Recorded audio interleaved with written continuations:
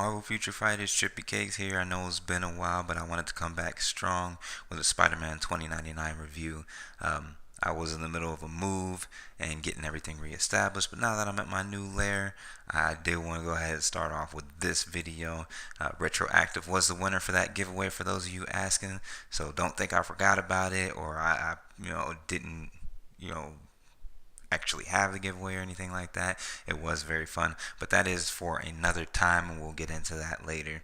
So without further ado, let's talk about Spider-Man 2099. Now, when it comes to Spider-Man 2099, I feel that he is a lot stronger than Hobo Uni Spidey, and this is just because what makes Hobo Spider so strong is all of his webbing and the fact that he stays in that. But if you have web resist, then you're pretty much not gonna have that big of a problem with him. You just gotta wait for him to finish his moves, and then the fact that his fourth skill doesn't even do anything if you have wet resist. He'll just like kind of jump into the air, disappear for a second because I don't know why. But with that being said, let's go over his skills real quick. His AI gives him the guaranteed dodge by 15%, increasing the skill damage and bonus damage. Then he's got the deadly rake, which is physical damage. Then after that, he's got future trap. He webs enemies, does some damage.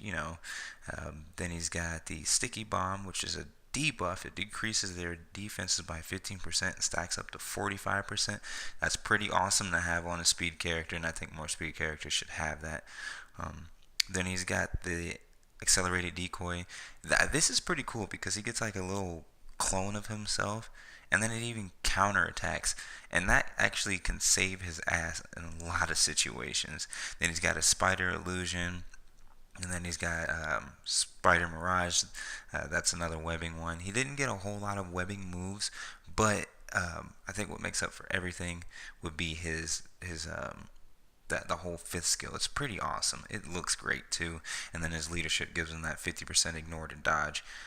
My ISO set is Hawk's Eye. As you can see, my ISOs aren't all decked out, and I gave him critical damage. My obelisk on him is absolutely terrible, but it's better than having nothing.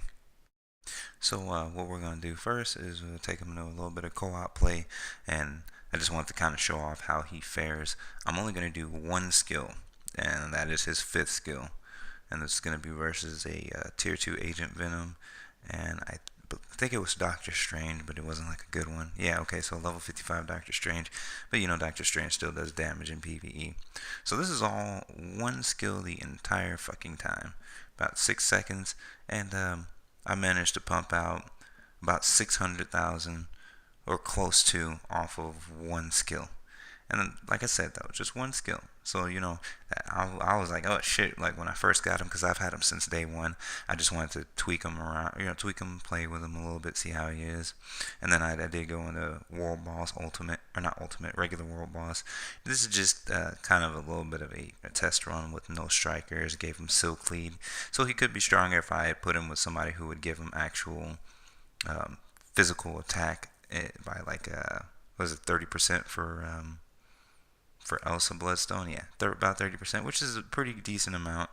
But I just wanted to go for like a little Spidey team up, show it off. And he's not like a nuke or anything like that. I think 2099 is more PvP oriented than, I wouldn't take him in the World Boss Ultimate at all. Fuck that shit. He's great. He's decent in PvE, but PvP is where he shines.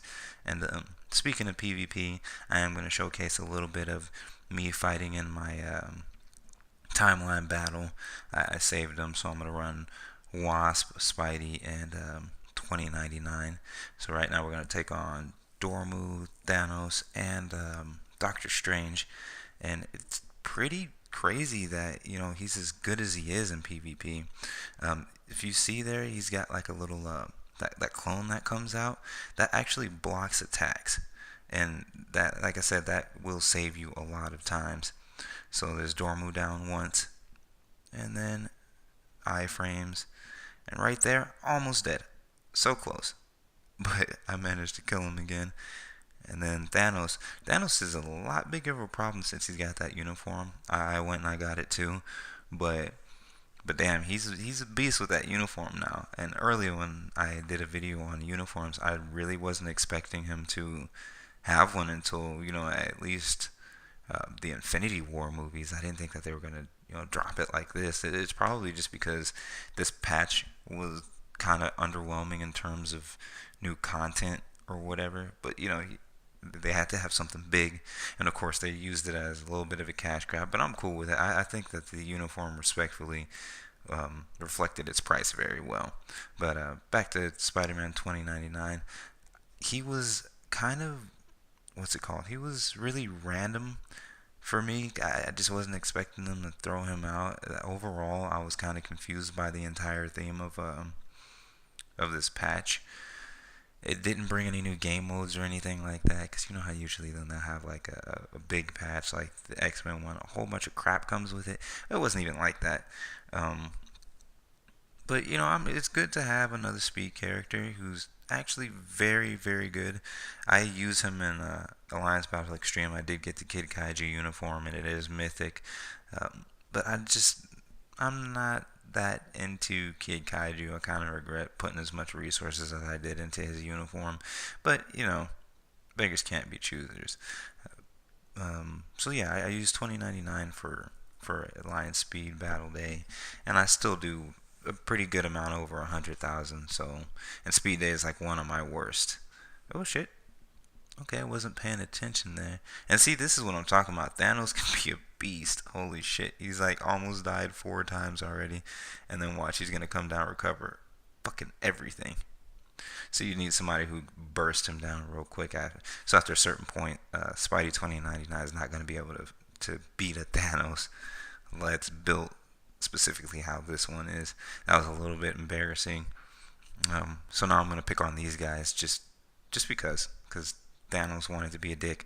Now I'm gonna go and be a dick and kick all their asses right here.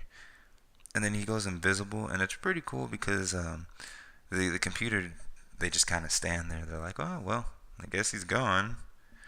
But overall, I will say that Spider-Man 2099 is a really, really great investment. I know a lot of people didn't like the idea that he was paywall, but I feel that he's a paywall character that you'll get what you pay for out of it. Like having Kid Kaiju, it was pretty underwhelming. That's just my personal opinion on it. You don't have to think the same thing, but I feel like I got my paywall's worth out of Spidey 2099. Um, Unlike Hyperion, and I didn't even bother ranking him up because I was like, nah, screw that guy. But overall, I'm gonna go ahead and say for a speed character, he is top notch. Definitely a top tier speed character, especially when it comes to PvP. He's an absolute monster in Alliance Conquest as well. So yeah, if you don't have him and you weren't sure if he would even be worth the investment, I'm gonna go ahead and say go for it because Spidey 2099 is awesome. Anyways, this has been Trippy Cakes. Thank you guys for waiting around for me. As I said, now that I am all set up in my new place and things are calmed down, I'm gonna be releasing these videos regularly again. But I do thank you again. If you're new to the channel and you just wanted to check out somebody else's review, welcome. Please do like, subscribe. I got a lot more content coming, and I'm going to start pushing out reviews on characters that aren't really in the meta, like Jessica Jones, what they can do to fix her, and crap like that. Anyway, this has been Trippy Cakes, and I'm out.